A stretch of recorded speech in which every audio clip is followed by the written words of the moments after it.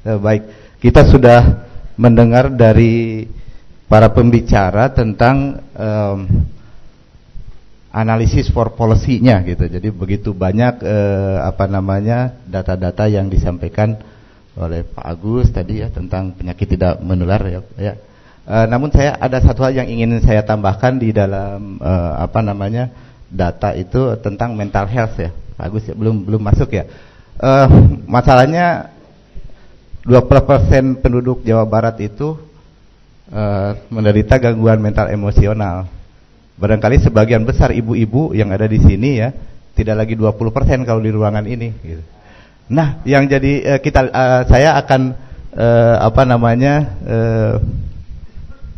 sampaikan bagaimana di dalam instrumen kebijakan yang kita buat. Dalam hari ini adalah Perpres 12 2013. Jadi kalau kita lihat di situ tidak bisa aja Pak. Jadi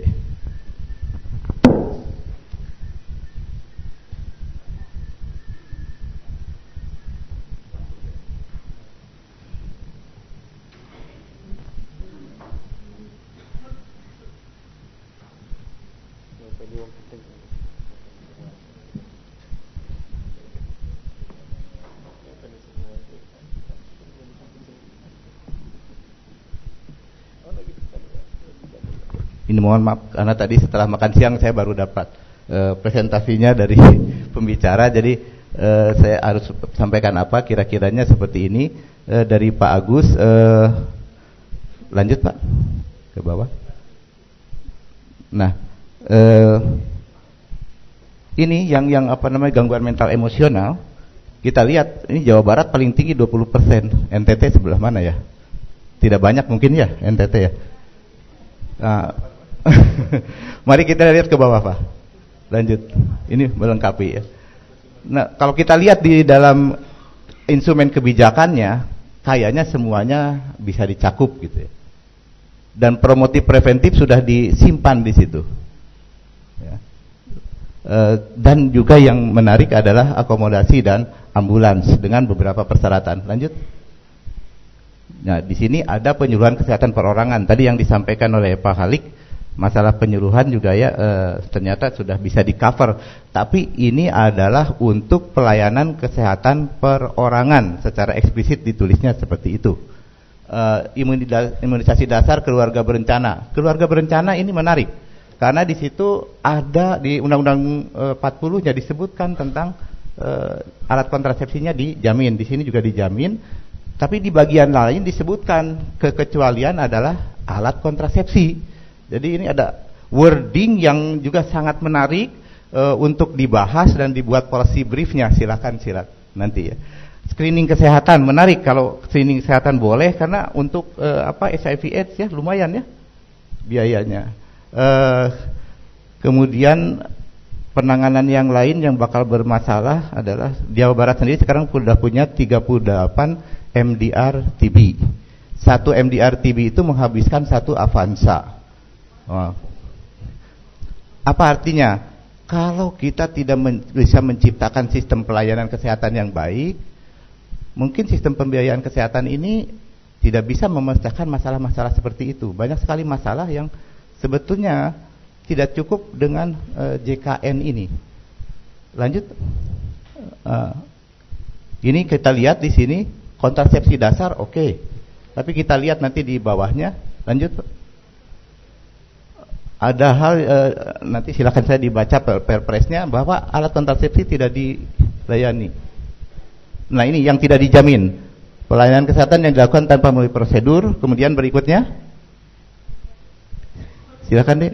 Nah, ini yang menjadi masalah khususnya di tempat saya yang banyak gangguan mental emosional gitu. Purwakarta itu sampai 39% masyarakatnya menderita gangguan mental emosional.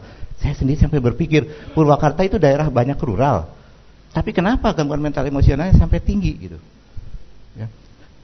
Ini banyak sekali hal-hal yang sebetulnya kalau saya tanya ahli psikiatri ini penyakit atau bukan ya. Kan ini paradigmanya adalah bahwa yang berkaitan dengan gangguan mental itu ya salah sendiri. Tapi kalau orang psikiatri melihatnya ini justru masalah penyakit, disease gitu. Nah, apakah ini perlu penyesuaian? Lanjut. Oke. Nah, ini berkaitan dengan SDM. Penyiapan SDM tidak hanya jumlahnya saja. Kita akan lihat di sini sebetulnya sudah direncanakan oleh pemerintah di dalam penyiapan provider di track 5, pemetaan dan pemenuhan provider. Apakah tadi di NTT sudah disiapkan pemetaannya? Kalau saya sampaikan kepada Bapak Ibu saya di tempat Ibu, di tempat saya aja di Jawa Barat, ini pemetaan belum selesai.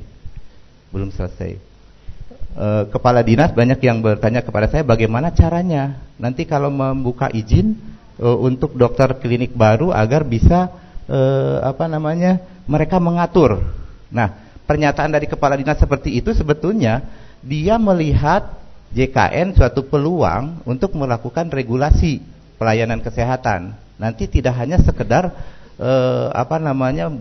ada yang ingin buka praktek di situ kemudian diberi izin. Nah, ada hal-hal yang berkaitan dengan sistem yang lain, sistem pelayanan yang lain.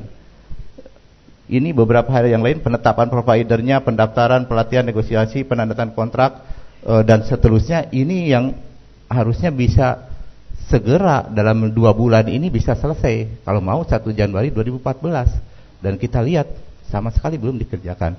Lanjut. Oke, jadi di sini SJSN harus kita akui memang dia akan mencoba memenuhi keadilan, pemerataan, dan itu harus dikerjakan. Itu adalah fungsi sistem kesehatan kita yang sangat lemah.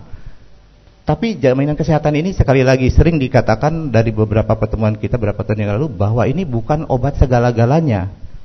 Perlu ada tindakan activity action di tempat di fungsi-fungsi sistem kesehatan yang lain.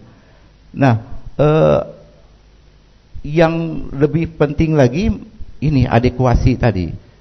Tadi disampaikan di NTT sama di di Jawa Barat juga, Pak. Sekarang saja kalau dihitung, kalau kecukupan itu mau kita perhatikan, masih butuh sekitar 500 puskesmas lagi sampai dengan tahun 5 tahun yang akan datang.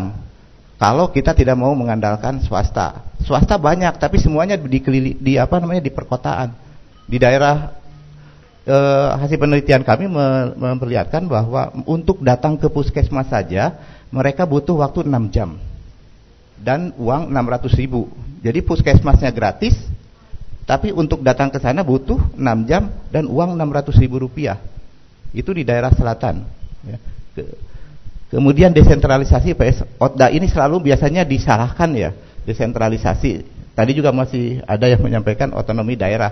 Padahal kan kita bukan otonomi daerah ya, kecuali yang betul-betul otonomi. Kita ini ada di dalam desentralisasi. Kenapa sih nggak bisa diterapkan gitu kebijakan desentralisasinya? Selalu bicara tentang otonomi daerah. Tahun lalu ini Prof. Askobat mengatakan sambil berlayar mendayung perahu, benar nggak? Ini sudah setahun kita berjalan, kita udah sambil membangun perahu gitu. Ini hanya pertanyaan yang tahun lalu saya sampaikan kembali di sini. Dan betul, orkestra ini butuh dirijen. Jadi tidak hanya masalah JKN saja, tapi tolong dilihat juga fungsi-fungsi sistem kesehatan yang lainnya. Dan saya sangat setuju dengan Pak Agus tadi, yang kita bicarakan sekarang bukan, mohon ke yang pertama, bukan tentang BPJS. Yang kita bicarakan adalah program jaminan kesehatan. Ini saja yang yang pertama saja, sampai mau detik-detik terakhir kita masih salah dalam terminologi. Jadi yang kita bicarakan bukan BPJS-nya tidak akan ke sana, tapi program jaminan kesehatan. JKN sendiri saya lihat di dalam instrumen kebijakan kita tidak ada, Pak Agus ya. Yang ada jaminan kesehatan tok aja gitu. Program jaminan kesehatan ada. Jadi ini mohon disamakan dulu mulai dari terminologi baru ke sana. Mudah-mudahan tidak menjadi bias. Terima kasih Pak Moderator.